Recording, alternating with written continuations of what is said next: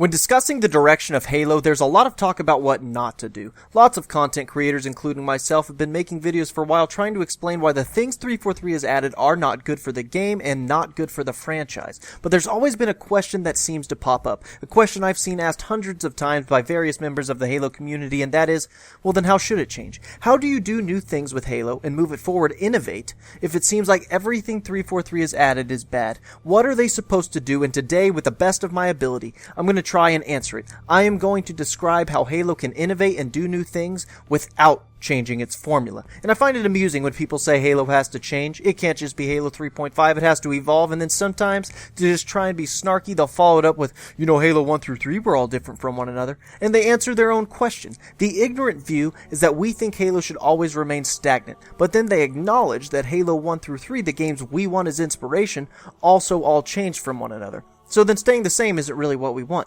Rather, we just want innovation in a different way. Well, that doesn't hardly seem fair. Why is it when Bungie changes things it was okay, but when 343 does stuff, people act like the game isn't Halo anymore, and that's where we begin. It is actually due to an identifiable difference between how the trilogy went about innovating compared to how the later games did. We're going to start by putting the two side by side. Let's look at Halo 5's major calling card, the Spartan abilities. Sprint, thrusters, clamber, sliding, ground pound. Now, Halo 5 may not be the first Halo game where some of these mechanics appeared, but they certainly represent some of the controversial additions of Halo in terms of gameplay. The argument is that these change Halo's core formula, that they make it a different game entirely, and that they should go. But Halo's added things before, and yet those games are still very popular, and everyone seems to be asking for a new one, so let's list some of their changes. In the trilogy, we saw additions such as equipment, heavy weapons, vehicle boarding, detachable turrets, and dual wielding. Here, we have two distinct lists, both with things that you, the viewer, no doubt love and or hate. And keep in mind, I am not arguing the fun factor for any of these abilities. I don't care if you love thrusters, and I don't care if you hate equipment. I am arguing the difference between their implementation. And I have a lot to cover, so if you feel the need to spontaneously outrage at something I say, keep that in mind and maybe hold off your comments till I explain this fully, because I plan on using some of these things as examples. Let's put them side by side. 343's set of abilities are all fundamental changes to Halo's core gameplay mechanics. They are present indefinitely as base player traits, and at any moment a player can press a button to sprint or to use the thruster. They not only alter how the game is played, but how you design the game as well. But over here on the right, the trilogy editions, these were all based on interactions. They are not base mechanics, they are not alterations to the core formula, they are dependent on a contextual interaction with specific objects placed in the environment or the sandbox. And this is the secret to moving Halo forward. The way in which the original trilogy went about adding new things is fundamentally different to what 343 has done. So when Frankie came out and said that Halo 5's abilities will be more in line with how Halo 2 added things such as dual wielding and vehicle boarding, he is wrong. Those abilities were dependent on specific interaction. Halo 5's abilities are base mechanics. And before I go any further, let me just address things such as tweaks to jump heights, floatiness, hit scan versus projectile weapons, etc. Those are more so balancing changes than anything.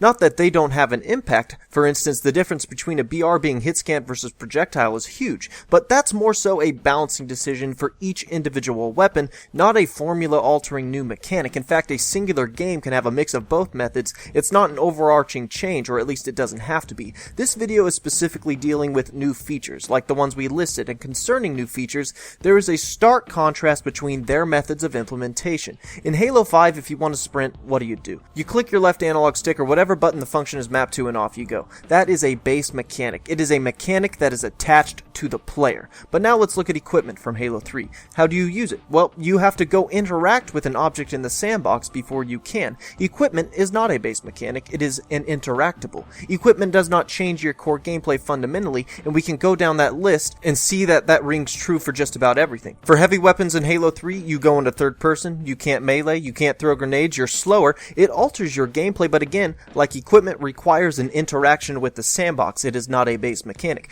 Vehicle boarding and detachable turrets are features attached to existing interactables. CE itself offered multiple gameplay opportunities in this way. You could get in a turret or a warthog, and all these offered new gameplay experiences without altering the core base formula. It's not a player function, but an interaction with existing pieces of the sandbox, and dual wielding. Now, I think there's some misconceptions surrounding it, and I will admit that dual wielding can can have some serious repercussions on your game if done wrong. However, once again, this is not a base mechanic. Dual wielding is 100% attached to the sandbox, and because of that, it is controlled by the developers. The core game is still completely intact, and this brings me to a major point of this commentary, and that is the idea of control.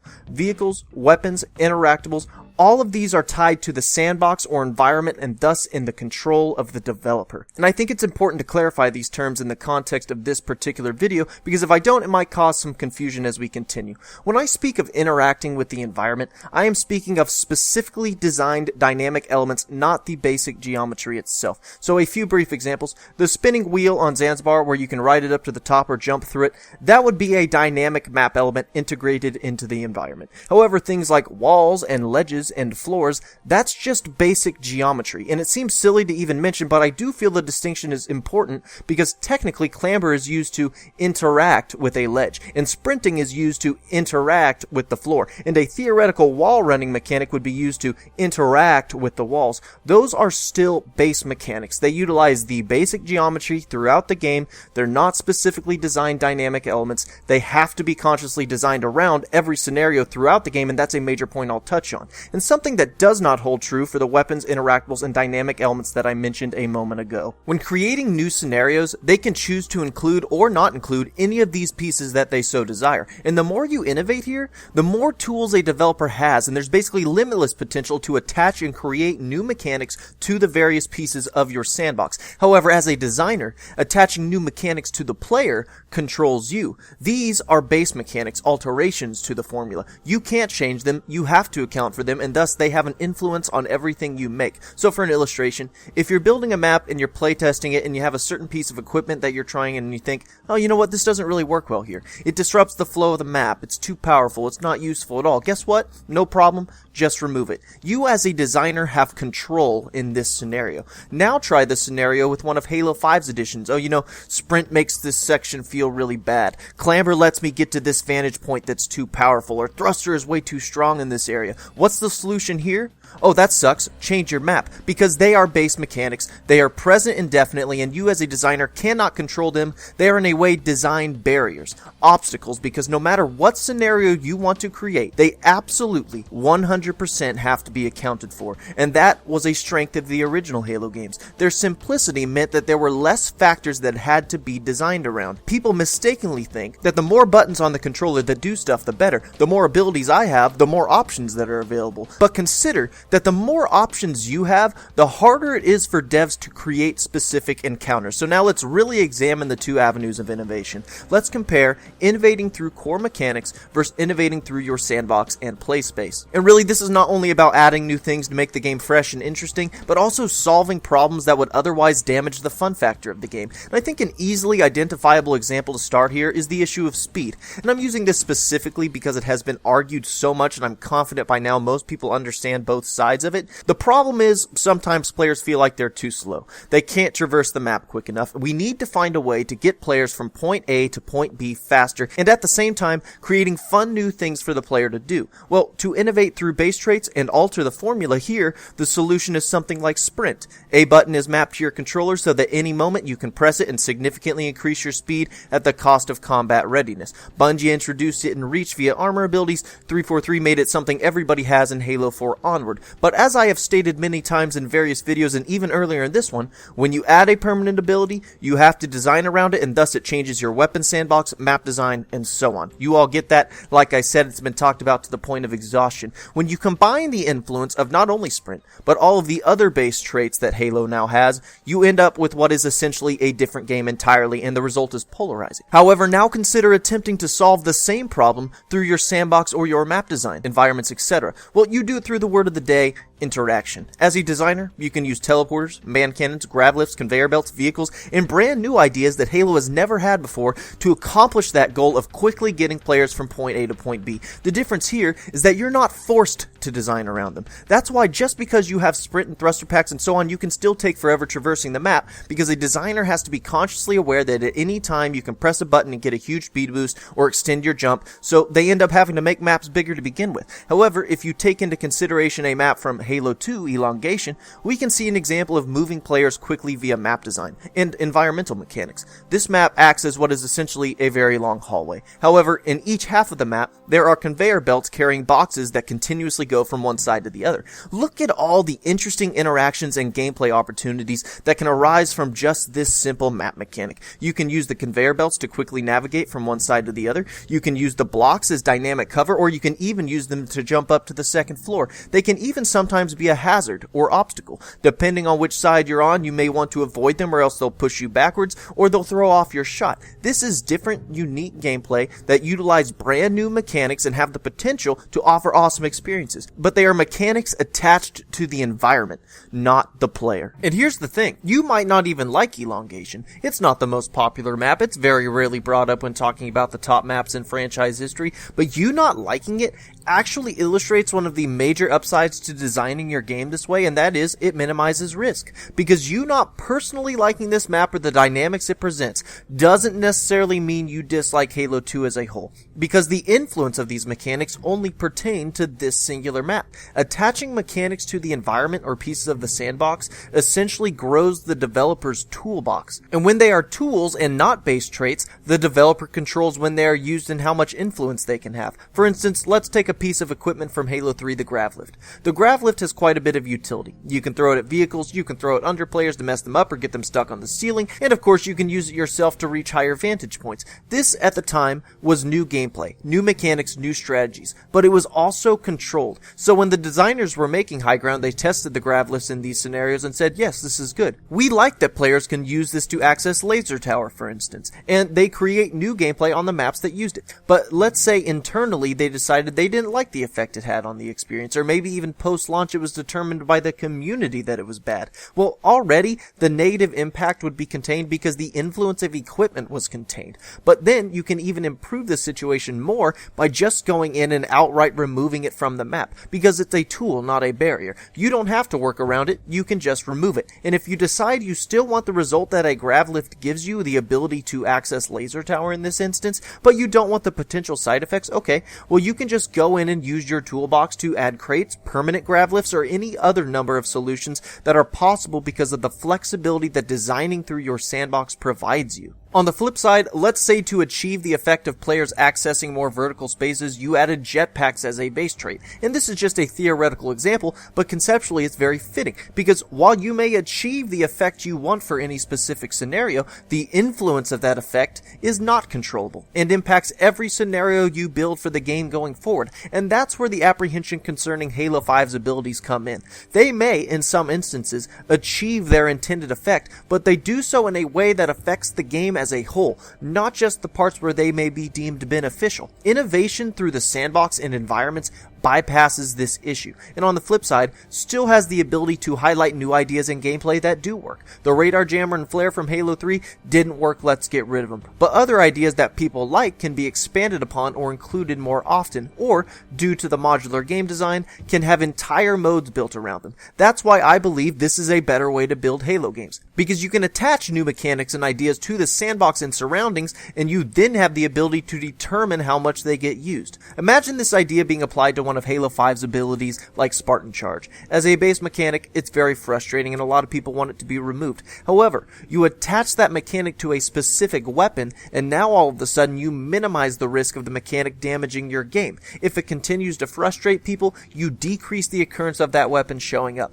If it works, you create more scenarios with it included, and guess what? That weapon kind of already exists with the energy sword. It has a really powerful melee launch capability, and its existence allows for awesome modes like Infection and Griffball, as well as being a potential power weapon on maps where it's deemed to fit. So that mechanic isn't bad. It's actually been advantageous to the game and helps define some of Halo's most popular modes, but when it becomes a base trait, even a less powerful version like it is in Halo 5, it potentially damages the game, and I think many would say it has damaged the game. We can see this concept of risk management applied to the list we made earlier. You look at Halo 5's abilities and understand that if Halo 5's additions don't go over well and people don't like them, well, chances are they they just don't like the game. But if you look at the trilogy additions added to the established already successful base mechanics, we can see how risk management applies here. And I'm going to reiterate some things I said a bit earlier in this commentary so you can see how the concepts connect to one another. Equipment was an extension of the sandbox, while armor abilities and more recently Spartan abilities are an extension of the player, and that is a huge distinction. Whether equipment was the precursor to Spartan abilities or not, the fact of the matter is they are implemented in a fundamentally different way. If people don't like it, you can just remove it like we saw with the radar jammer and flare. It's 100% controllable. Exact same concept with heavy weapons. They were pieces of the sandbox as well, and they were used sparingly. Vehicle boarding already attached to an existing interactable. In fact, Halo 5 has a good example of this with the addition of seat switching. That's a great, albeit small feature, and I think you'll find very few, if anybody, complaining about it. For detachable turrets, you can either not include them or replace them with fixed turrets that can't be detached, and dynamic map elements. Now, these weren't a part of the initial list, but we certainly talked about it quite a bit in this commentary, and as we stated earlier, these are elements that are self-contained within individual maps. If it doesn't work and everyone hates it, okay, well, you've only blown it with one map then, not an entire game. I find it strange that map design is a space that's such a perfect place for experimentation and going crazy with ideas, and yet in Halo 5, it feels completely bland. And there's a lot of things to talk about concerning map design, not just in terms of dynamic elements, but creative layouts in general,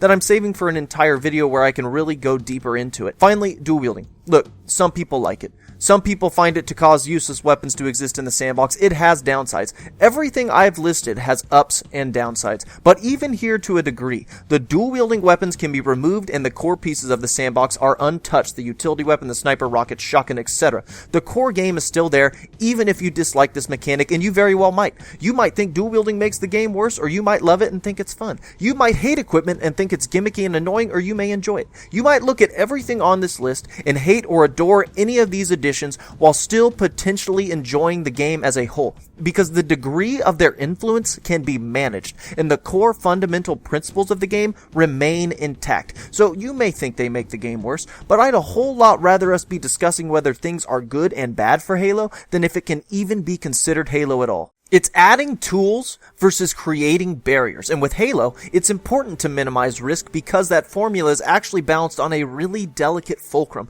It's not really a true arena shooter or any one type of game. It's an amalgamation of a bunch of different things. And if you want to know the truth, it's unique. Over the years, through Halo's successes and its failures, the beauty in Halo's simplicity has really risen to the forefront of understanding. It's accessible with very simple controls, but it has a harmony of movement and combat like a traditional arena shooter.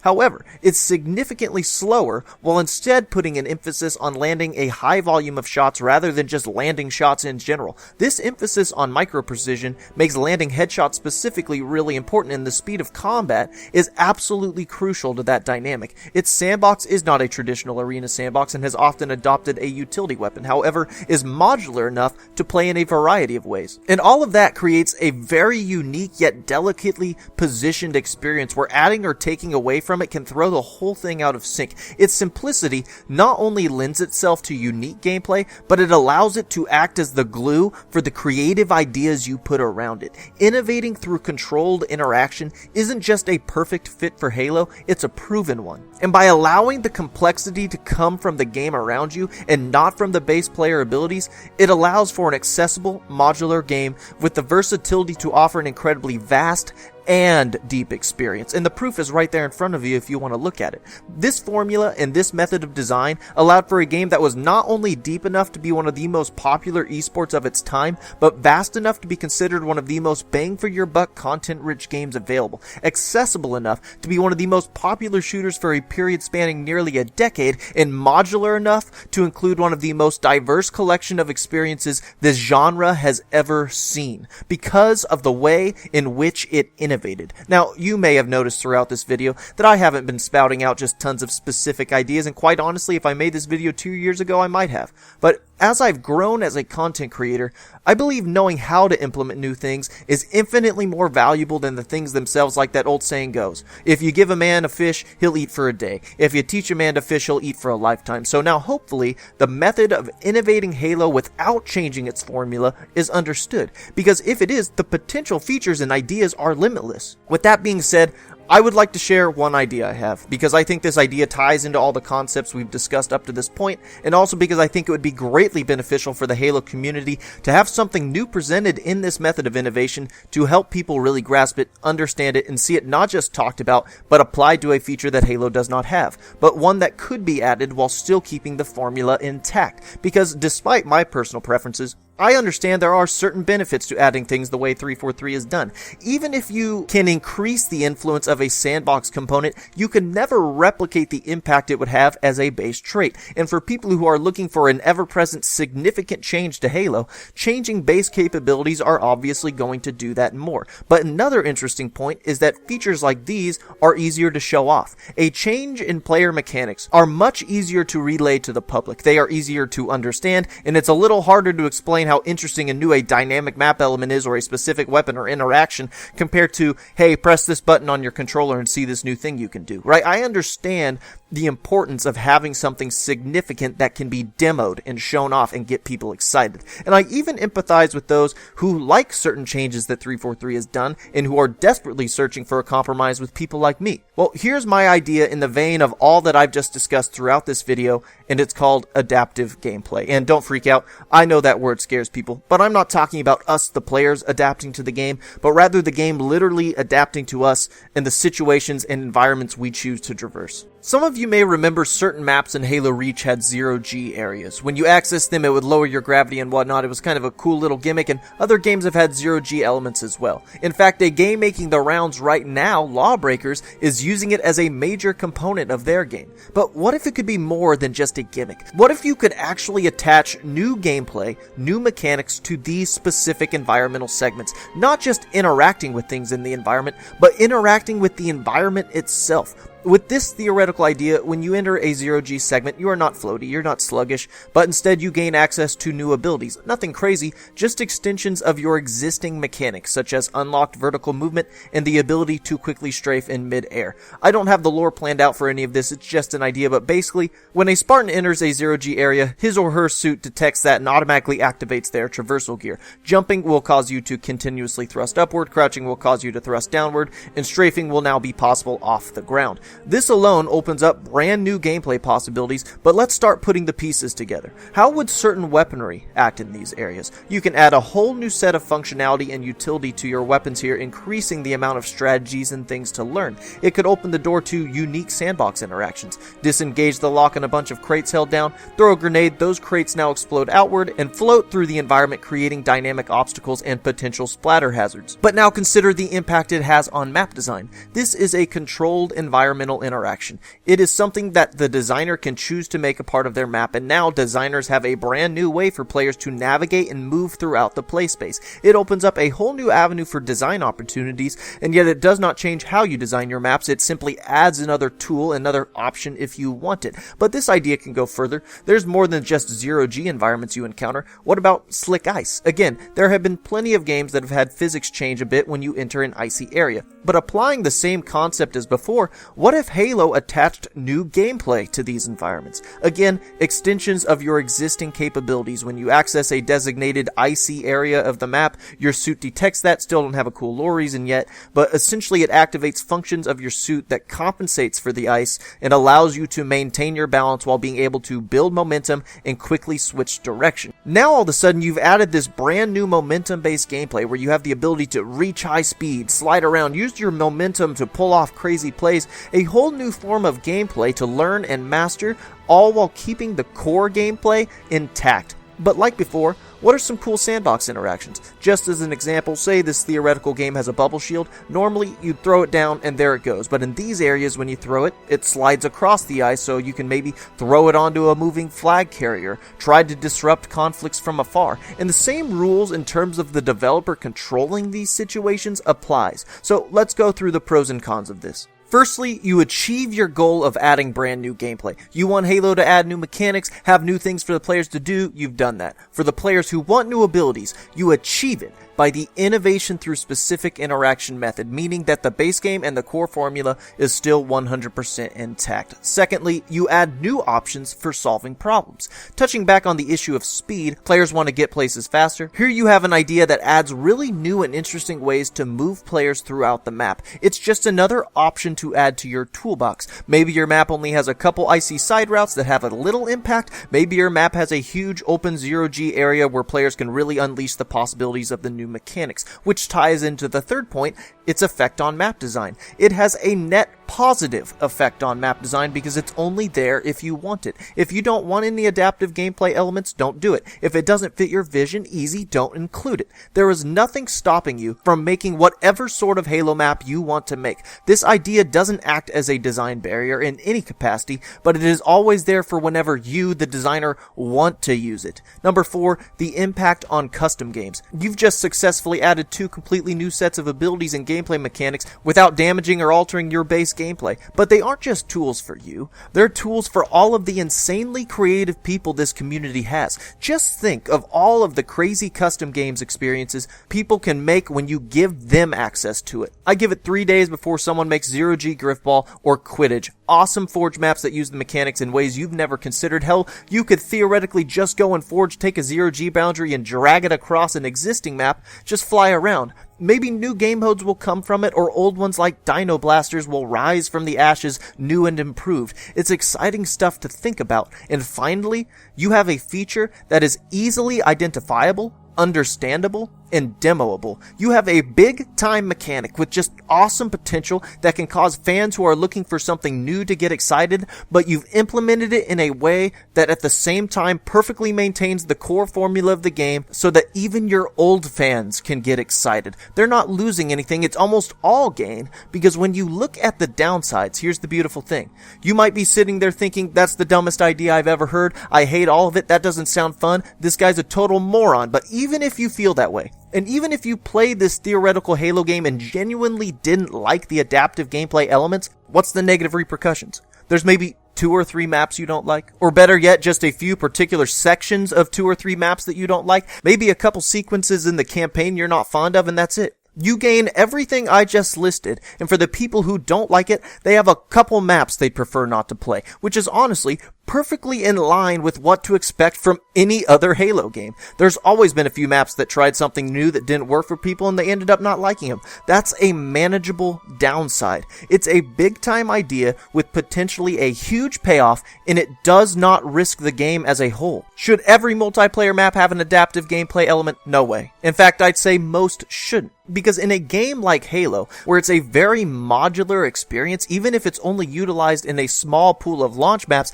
it can still have a big impact through your community features. You control its influence as a designer, another aspect we talked about. And sticking with that theme of control, you monitor how successful it is. If people really like it, you highlight community maps and or modes that utilize it. You can create new dev maps in reaction to the potential demand for new adaptive gameplay experiences. And if it's a bust, if people hate it, which I don't think they would, I may be biased, but I think it's a cool idea. If it's a bust, you got a couple maps people aren't fond of. You don't pursue expanding on the concept post-launch, and you still have a damn good game in which the Halo formula is unchanged. Marginal risk in return for awesome gameplay experiences. And that's the kind of idea we're talking about when you innovate through interaction. When your additions come not from changing your base mechanics, but rather changing the game around you, you can absolutely create new experiences and opportunities and evolve the game without changing what made it special. You can keep that golden Halo formula intact and still innovate, and I hope this video opened some eyes to that and gave a glimpse